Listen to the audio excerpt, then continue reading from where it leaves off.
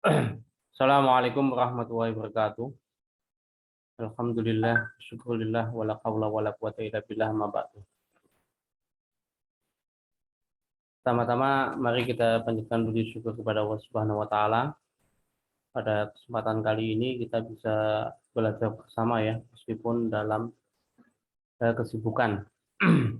Dan kuliah itu tidak bisa ditinggalkan. Ya, saya mohon maaf karena ini ada evaluasi atau yang disebut AMI, audit mutu internal.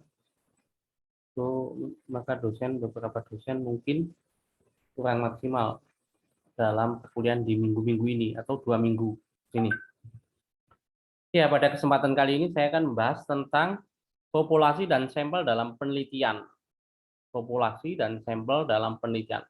Mungkin sekitar 5 menit saja. Ini ada sebuah artikel yang ditulis oleh Bapak Supardi SE. Kalau sekarang mungkin bisa jadi dokter ya, atau bahkan profesor, seorang guru atau dosen di Fakultas Ekonomi.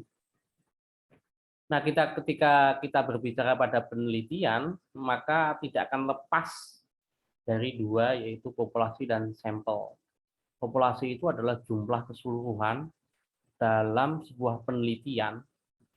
Misalnya kita meneliti Yayan Purwokerto.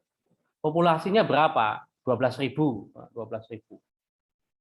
Karena di Yayan Purwokerto itu ada sekitar manusia yang disebut definite ya. Definite itu bisa dihitung secara nyata itu sekitar 12.000. Baik mulai dari Pak Rektor sampai mungkin pegawai mahasiswa.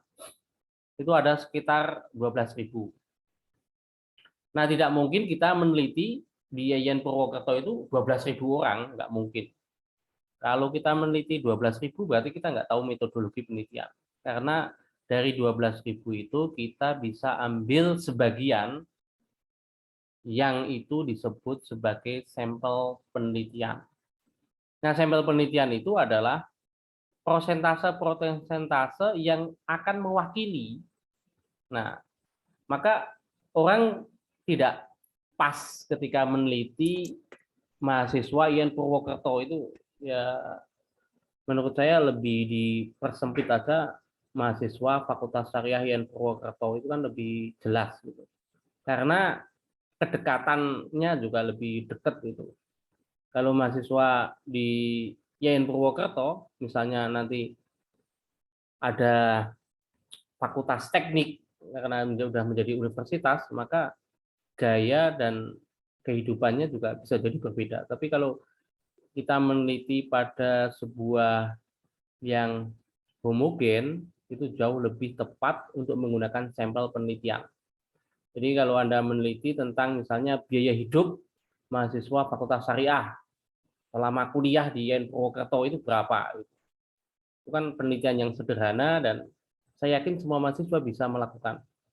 Meneliti dengan rata-rata biaya hidup mahasiswa Fakultas Syariah selama menjadi mahasiswa, baik itu biaya hidup akademik maupun biaya hidup non-akademik di rata-rata. Maka rata-rata nanti per bulan akan muncul, nominalnya misalnya 1,5 juta atau bahkan 700.000. Udah mulai dari SPP, kemudian udah dari uang makan, uang buku, uang riset, dan lain sebagainya. 4 tahun dibagi maka akan muncul rata dalam sebuah penelitian itu akan muncul angkanya ternyata 1.200.000. Jadi kalau pengen nyekolahkan anak di UIN Purwokerto itu rata-rata biaya hidupnya 1.200.000. Itu misalnya, itu kan penelitian yang sangat simpel yang menurut saya semua orang bisa melakukan. Nah, Anda bisa baca dari awal sampai akhir ya. Saya nggak akan menerangkan di sini, tapi secara garis besar seperti itu.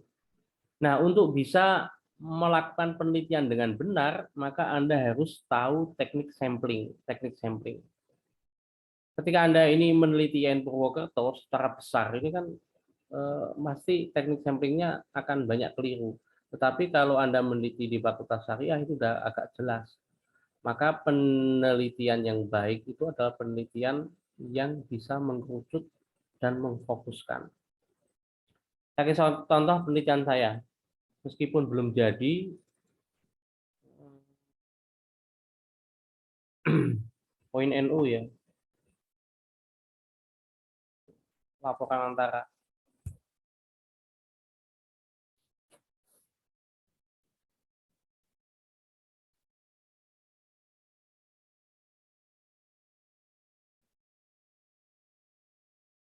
Nah ini sebuah penelitian dengan judul Fundraising berbasis komunitas, studi koin NU di Lazisnu dan Lazisnu Banyumas dan Cilacap, atau Cilacap dan Banyumas. Ini penelitian ini sampai detik ini, meskipun saya sudah bisa meraba hasilnya, tetapi saya belum yakin bahwa penelitian saya itu benar. Masih banyak salahnya itu, masih banyak salahnya. Ini ya mohon maaf, internetnya error.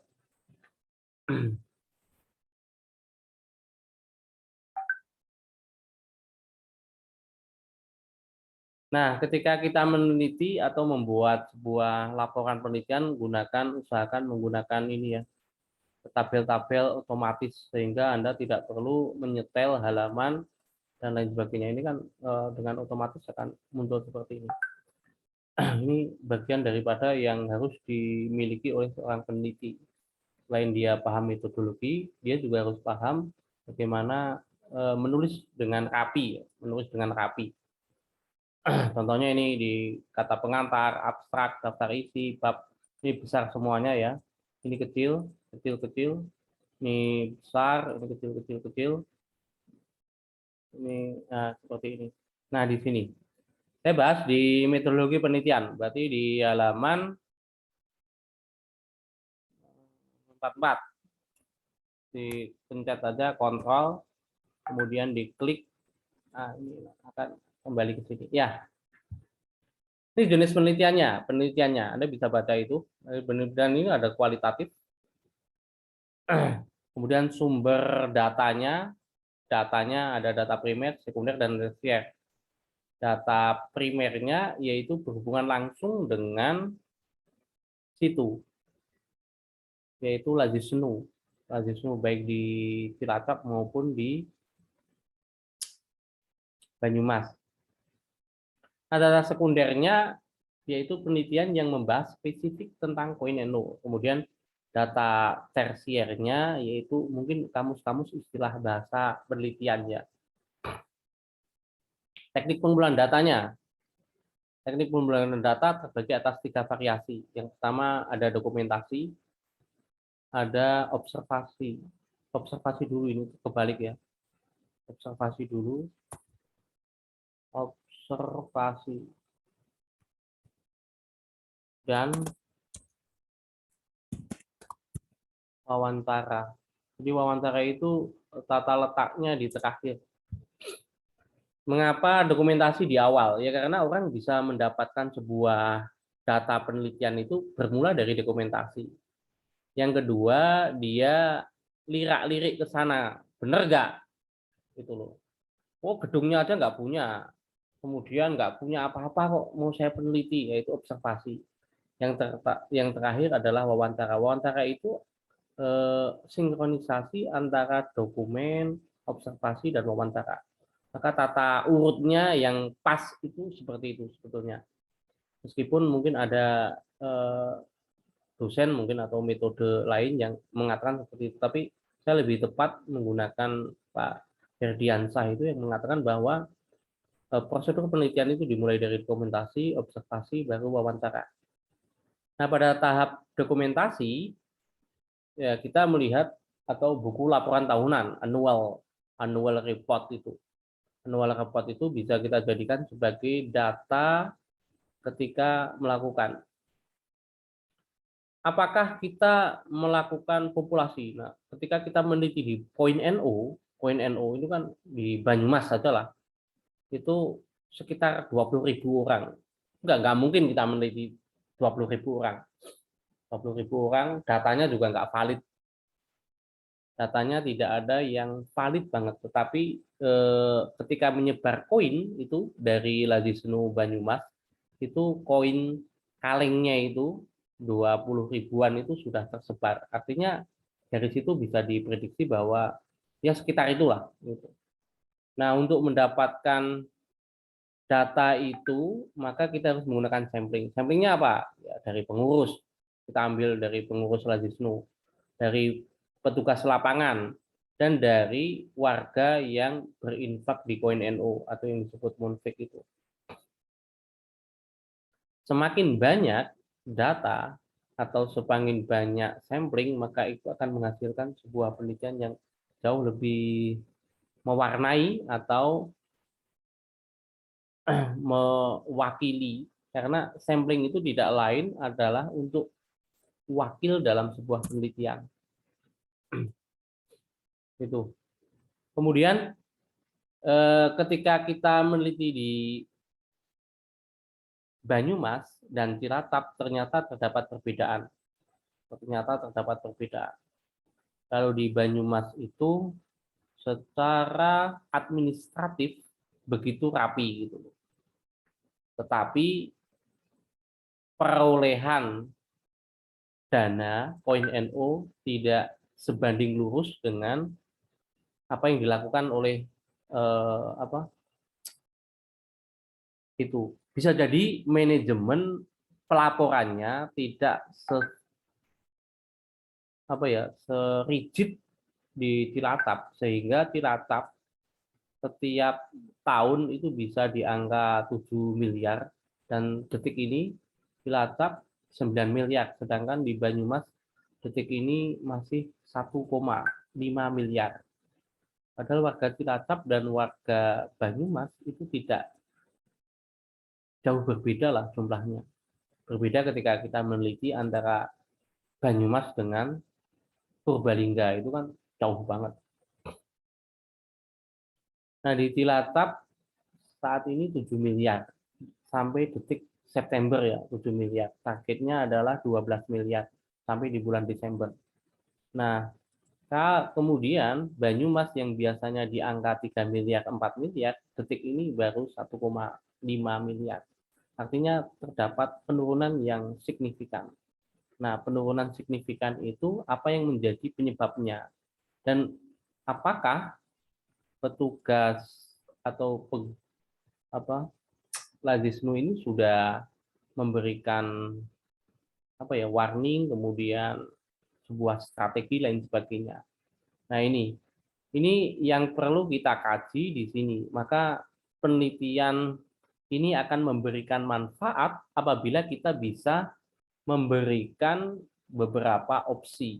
Jadi tidak hanya menganalisis saja, tetapi memberikan tawaran-tawaran gitu. Tawaran-tawaran. Nah, tawaran-tawaran itu akan jauh lebih memberikan makna sebuah riset ya, riset. Karena riset itu ujung-ujungnya adalah kemanfaatan.